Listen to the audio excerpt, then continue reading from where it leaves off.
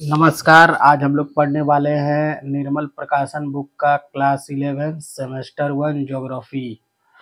तो आज हम लोगों का जो है लास्ट चैप्टर यानी कि यूनिट 9, आज जो है हम लोग यूनिट 9 यानी कि चैप्टर 9 को है जो कंप्लीट पढ़ेंगे। जो भारत का जल प्रवाह है इसको आज हम लोग कंप्लीट करने वाले हैं।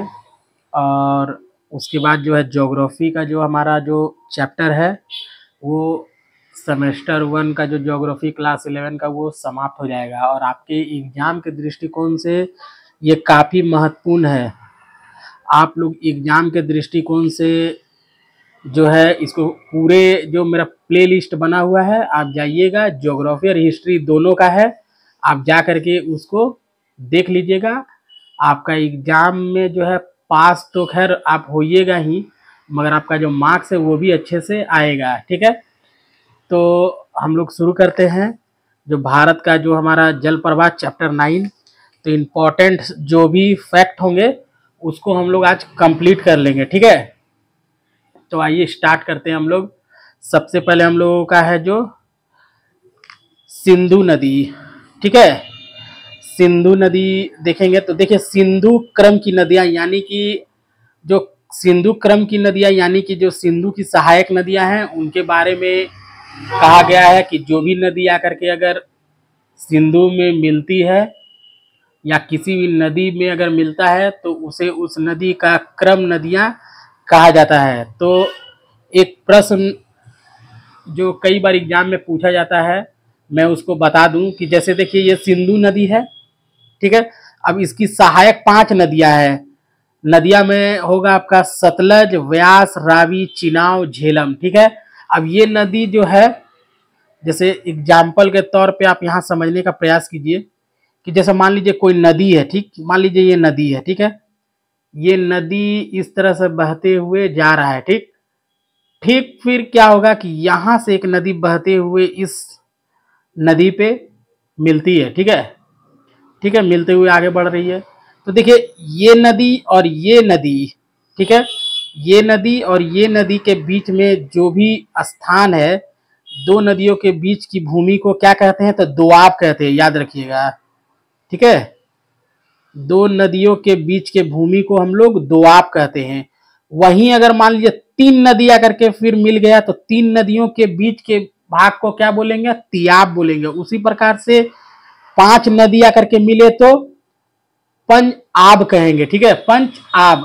तो देखिए इसी कारण से जो है पंजाब का निर्माण 5 नदियों के मिलने से जो है पंजाब का निर्माण हुआ है। ठीक है, आब का मतलब होता है नदी और 5 नदी आकर के मिला है इसीलिए नाम पड़ा है पंजाब। तो खैर उतना डिटेल में आपको जानने का दरकार नहीं है, बस आप याद रखिएगा कि दो नदियों के बीच के भाग को या दो नदियों के बीच के भूमि को हम लोग दोआब कहते हैं। ठीक है, यहां तक क्लियर है। अब हम लोग यहाँ पे प्रश्न को करेंगे कि जो भी फैक्ट से अगर क्वेश्चन आए तो आप आसानी से हल कर लीजिएगा। ठीक है, तो देखिए सिंधु क्रम की नदियां मैंने आपको बता दिया, सतलज, व्यास, रावी, चिनाव, झेलम। ठीक है, ठीक है, उसके बाद देखिए अब देखिए सिंधु का जो उद्गम स्थल है वो क्या है? तो देखिए सिंधु का जो उद्गम स्थल है मानसरोवर झील यानी कैलाश पर्वत के मानसरोवर झील से निकलता है और वहां एक झरना है जिसका नाम है संगे खवाब।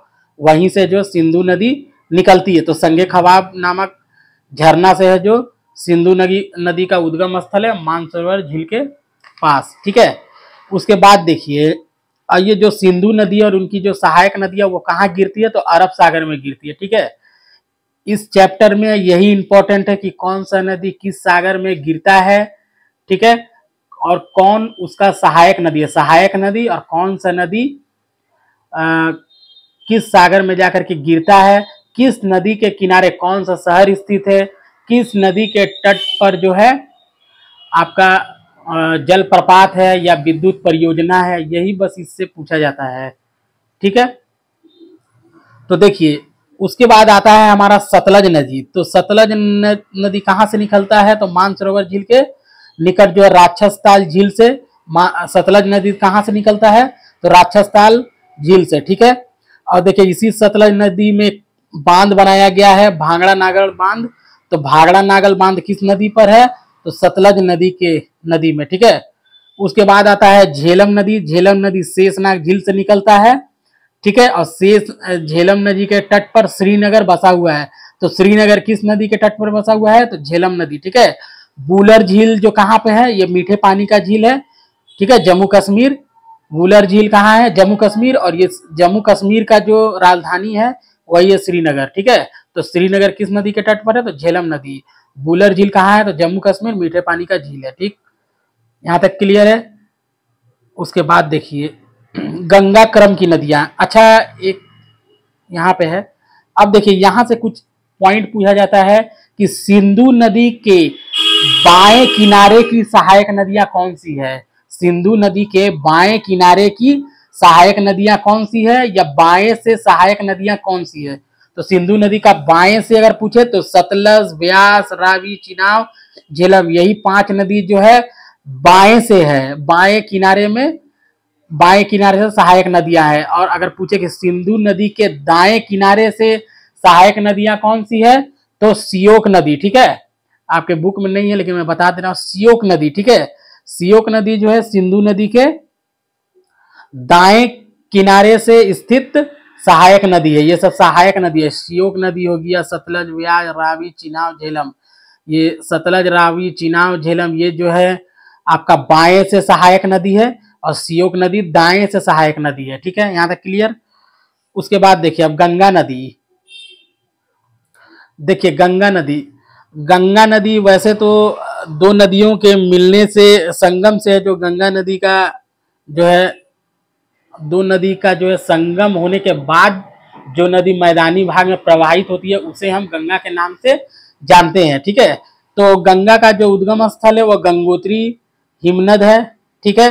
भागीरथी और अलकनंदा, याद रखिएगा, भागीरथी और अलकनंदा जो है देवप्रयाग में मिलते हैं, फिर वहीं से जो है गंगा कहलाते हुए, ठीक है, भागीरथी को गंगा कहलाते हुए यहीं पे जो है भागीरथी को गंगा कहा जाता है। जब भागीरथी और अलकनंदा आपस में देवप्रयाग में मिलते हैं तो वहीं पे भागीरथी को गंगा कहा जाता है, याद रखिएगा, ठीक है। अब देखिए जो यमुना नदी है, माफ कीजिएगा, जो गंगा नदी है, गंगा नदी का सहायक नदी, तो बाएं से सहायक नदी बोले तो इंपॉर्टेंट में आएगा आपका, देखिए अलकनंदा, रामगंगा, घाघरा, गंडक, कोसी, ये बाएं से सहायक नदी है। गंगा नदी के बाएं से सहायक या बाएं किनारे से सहायक नदियां अलकनंदा, रामगंगा, घाघरा, गंडक, कोसी, ठीक है। दाई ओर से बोले तो गंगा नदी के दाई ओर से सहायक नदी या गंगा नदी के दाएं किनारे से सहायक नदियां कौन हो जाएगी? यमुना, सोन, रूपनारायण, दामोदर, ठीक है। उसके बाद देखिए अब गंगा की 2 धारा आपस में बढ़ती है तो कौन सा जगह में बढ़ती है? ये आपके बुक में यहाँ मेंशन नहीं है, मैं बता दे रहा हूँ। मुर्शिदाबाद का जो एक धुलियान नामक स्थान है वहीं पे है जो गंगा की धारा आपस में 2 भागों में बढ़ती है। एक नदी बांग्लादेश की ओर चली जाती है, दूसरा नदी भागीरथी के नाम पर पश्चिम बंगाल में बहती है, ठीक है। तो पद्मा नाम से जो है बांग्लादेश में प्रवेश कर जाती है और भागीरथी के नाम से ये पश्चिम बंगाल में प्रवेश कर जाती है, ठीक है। उसके बाद देखिए गंगा नदी पे विश्व का सबसे बड़ा डेल्टा है, कौन सा डेल्टा? तो सुंदरवन का डेल्टा, ठीक है। अब देखिए गंगा नदी के तट पर कुछ शहर है, आपको पता ही होगा, पटना हो गया, कल कोलकाता हो गया, कानपुर हो गया, वाराणसी हो गया, इलाहाबाद हो गया, हरिद्वार हो गया, ये सब गंगा नदी के तट पर स्थित है, ठीक है। अब देखिए भागीरथी और हुगली नदी की मुख्य नदियां कौन कौन सी है, इसको भी जान लीजिए। भागीरथी और हुगली नदी की मुख्य शाखा कौन? भैरवी है, ठीक है, ठीक है। उसका बाद विद्याधरी है, माथा भांगा है और जालंगी है, ठीक है। ये सब भैरवी, जालंगी, विद्याधरी, माथा भांगा, ये सब क्या है? भागीरथी हुगली नदी की मुख्य सहायक नदियां, शाखा नदियां हैं, ठीक है, वही सहायक नदियां, ठीक है। इसको याद रखिएगा। अब हम लोग इधर लौटते हैं और एक बात याद रखिएगा कि बिहार का शोक हम लोग किसे कहते हैं? तो कोसी नदी। बिहार का शोक कोसी नदी और बंगाल का शोक दामोदर नदी, ठीक है। यहाँ दिया हुआ नहीं है, ठीक है। बिहार का शोक कोसी नदी और बंगाल का शोक दामोदर नदी। ठीक। अब देखिए ब्रह्मपुत्र नदी, देखिए ब्रह्मपुत्र नदी है यहाँ पे, ठीक है, ब्रह्मपुत्र नदी। तो देखिए ब्रह्मपुत्र नदी के बारे में जानिए, ये भी निकलता है मानसरोवर झील से, ठीक है। और मानसरोवर झील के निकट जो है, ठीक है, केमा यांगडांग जो है हिमनद है, वहीं से जो है ब्रह्मपुत्र नदी का उद्गम स्थल है। मानसरोवर झील के केमा यांगडांग हिमनद से निकलता है। दक्षिण में जो तिब्बत है वहां पे इसे सांपू बोला जाता है। नामचा बड़वा यानी अरुणाचल प्रदेश में इसे दिहांग के नाम से हम लोग जानते हैं, ठीक है। अरुणाचल प्रदेश में दिहांग और तिब्बत में सांपू, ठीक है। अब जब ये नदी मैदानी भागों में प्रवेश करती है तब इसका नाम पड़ता है ब्रह्मपुत्र, ठीक है। असम राज्य में ये बहता है और ये बाढ़ के कारण असम राज्य में बहुत भयंकर तबाही मचाता है, ठीक है। और इसका इम्पोर्टेंट जो देखिए इसका जो सहायक नदी है लोहित नदी है, इसको हम लोग देखेंगे। तो देखिए सबसे पहले हम लोग देखेंगे दाईं ओर से ब्रह्मपुत्र नदी का दाईं ओर से सहायक नदियां, ठीक है, दाईं ओर से सहायक नदियां, या यूं कहें कि दाईं ओर से सहायक नदियां या दाएं किनारे में सहायक नदियां या दाईं ओर से मिलने वाली सहायक नदियां कौन सी है?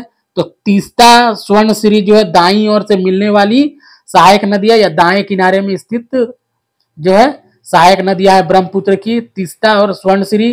बाईं ओर से सहायक नदियां या बाईं ओर से मिलने वाली सहायक नदियां लोहित, धनश्री, कपिला नदी, ठीक है। और ब्रह्मपुत्र नदी जो है बंगाल की खाड़ी में गिरती है। गंगा नदी भी जो है बंगाल की खाड़ी में गिरती है, लेकिन सिंधु नदी जो है अरब सागर में गिरती है, ठीक है। यहां तक क्लियर है।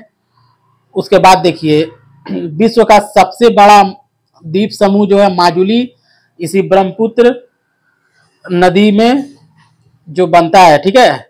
ब्रह्मपुत्र नदी में जो है विश्व का सबसे बड़ा नदी द्वीप है माजुली। माजुली क्या है? नदी द्वीप है जो ब्रह्मपुत्र नदी में असम में है। कौन सा स्टेट? तो असम। कौन सा राज्य में है? माजुली असम में। और माजुली क्या है? नदी द्वीप है। विश्व का सबसे बड़ा नदी द्वीप माजुली असम राज्य में। कौन सा नदी? तो ब्रह्मपुत्र नदी, ठीक है। यहाँ तक क्लियर है।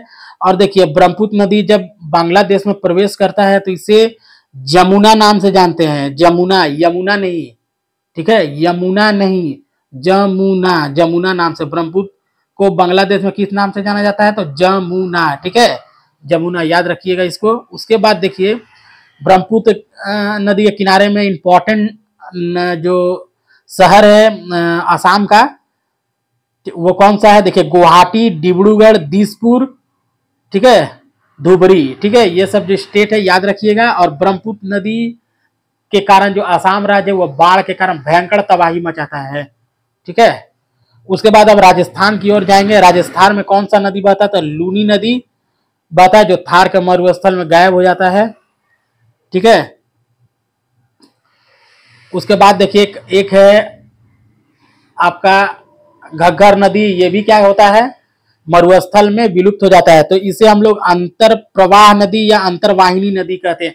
अंतर प्रवाह नदी क्या होता है और अंतरवाहिनी नदी दोनों एक ही चीज है। अंतर प्रवाह या अंतरवाहिनी नदी उसे कहते हैं कि वह नदी जो किसी समुद्र में या किसी सागर में न मिलता हो बल्कि किसी मरुस्थल में जो है वो क्या होता है? विलुप्त हो जाता हो, उसे हम लोग अंतर प्रवाह या अंतरवाहिनी नदी कहते हैं, ठीक है। यहां तक क्लियर है। उसके बाद देखिए अरब सागर में गिरने वाली नदियां, ठीक है, अरब सागर में गिरने वाली नदियां। तो इसमें जो है पहले दक्षिण भारत की नदियों का कैटेगरी है, ठीक है।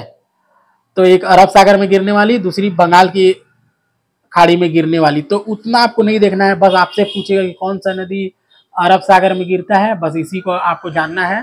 तो आइए हम लोग जानते हैं इसको। तो देखिए सबसे पहले है कि देखिए पहला नंबर में आता है नर्मदा, ताप्ती, माही, साबरमती। ये जो नदियां हैं ये अरब सागर में गिरती है, ठीक है, ठीक है।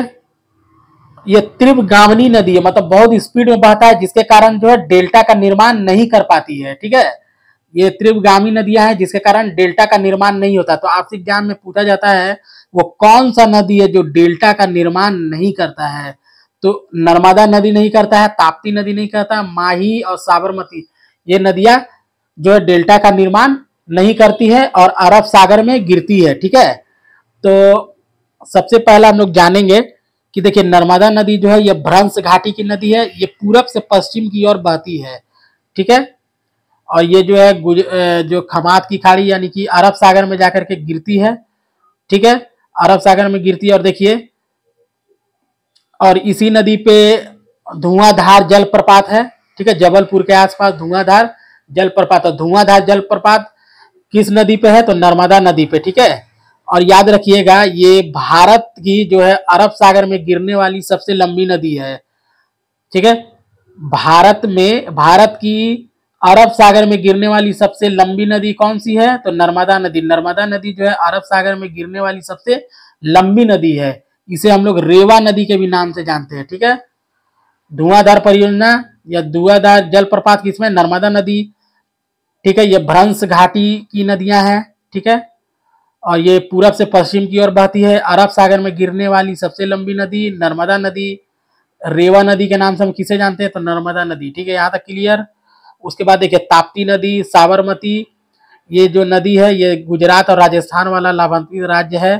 ठीक है, ताप्ती नदी ये सूरत वाला क्षेत्र है। ताप्ती नदी या तापी नदी। ठीक है, ये हो गया आपका। ठीक है, और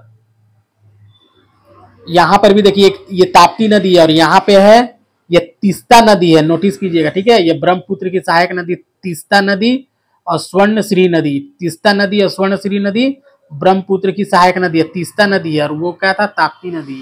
कंफ्यूजन मत होइएगा।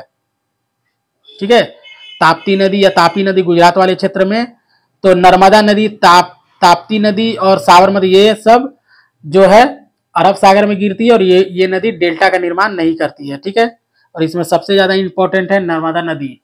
ठीक, उसके बाद देखिए बंगाल में गिरने वाली, बंगाल की खाड़ी में गिरने वाली नदियां, और ये सब नदी जो है नर्मदा वगैरह, ताप्ती, ये सब अरब सागर में गिरती है। ठीक है, उसके बाद देखिए बंगाल की खाड़ी में गिरने वाली नदियां कौन सी है? तो दामोदर, स्वर्णरेखा, महानदी, गोदावरी, कृष्णा, कावेरी।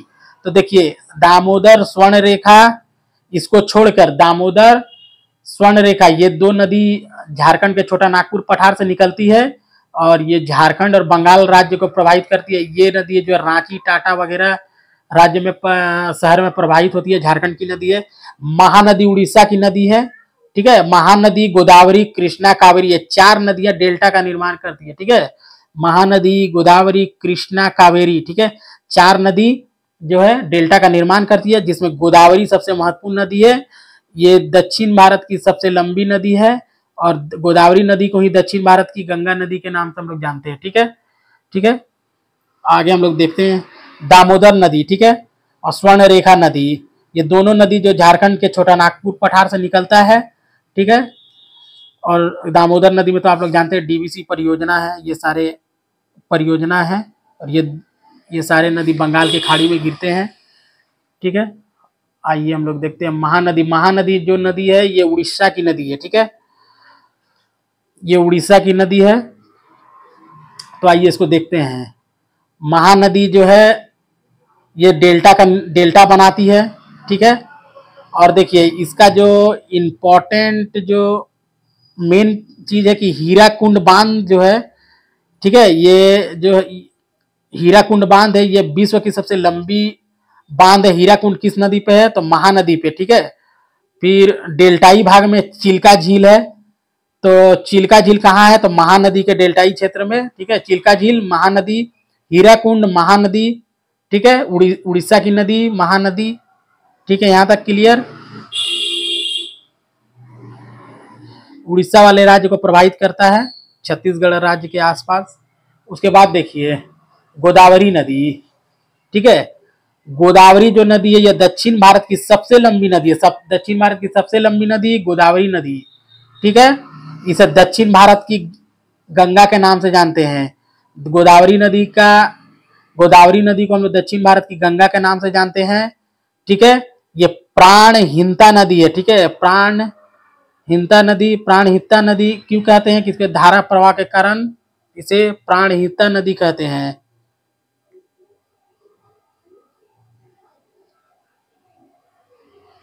प्राणहिता नदी कहते हैं। उसके बाद देखिए गोदावरी नदी का इंपॉर्टेंट है सहायक नदी, तो कौन नदी है, तो बेनगंगा, पेनगंगा, वर्धा नदी, ठीक है।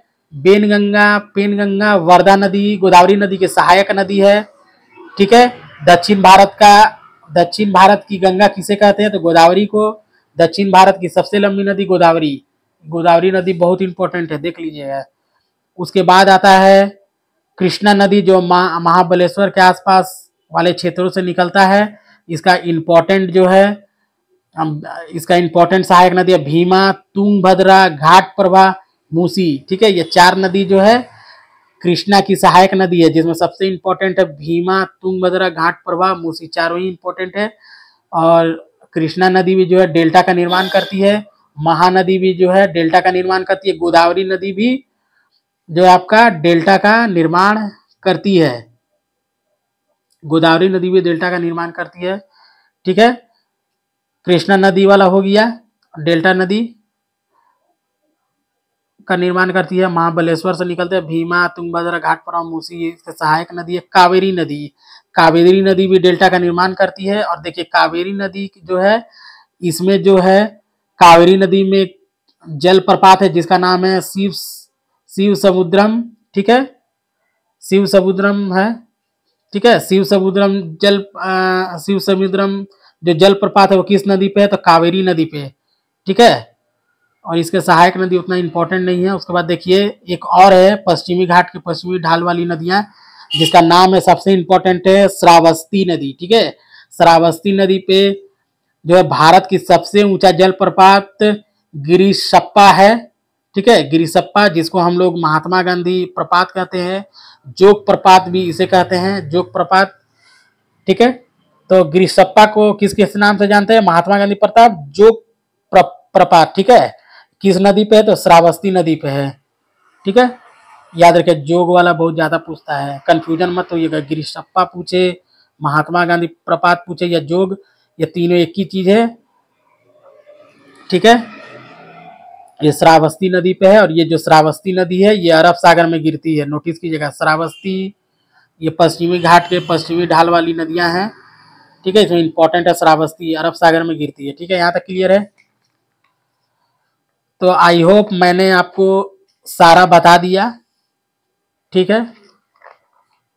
आप लोग देख लीजिएगा, ये जो यूनिट 9 यानी चैप्टर 9 समाप्त होता है और ज्योग्राफी आपका पूरा पूर्ण रूप से कंप्लीट हो गया है। इंपॉर्टेंट फैक्ट्स मैंने बता दिया, आप जाके देखिएगा, आपका एग्जाम काफ़ी अच्छा जाएगा। आप मुझे कमेंट कीजिएगा कि मैंने जो पढ़ाया उसमें से कुछ आया है या नहीं आया है। और प्ले लिस्ट बना हुआ ज्योग्राफी और हिस्ट्री दोनों का देख लीजिएगा, जिसका एग्जाम जिस तारीख में या जिस डेट में है आप देख के जाइएगा। और आपका एग्जाम अगर हो गया है तो ठीक है, अगर नहीं हुआ है तो आप देख लीजिएगा, प्ले लिस्ट बना हुआ है हिस्ट्री, ज्योग्राफी। और हिस्ट्री में ही पॉलिटी का जो है कौन सा संविधान कहाँ लिया गया है ये भी उसमें इंक्लूड है, आप देख लीजिएगा। आपका मैंने आसान भाषा से समझाने का प्रयास किया है ताकि एग्जाम आपका अच्छे से जाए और ज़्यादा से ज़्यादा आप मार्क्स ले आ सके, ठीक है दोस्तों। तो हम लोग मिलते हैं एक नए वीडियो के साथ, ठीक है। तब तक के लिए धन्यवाद।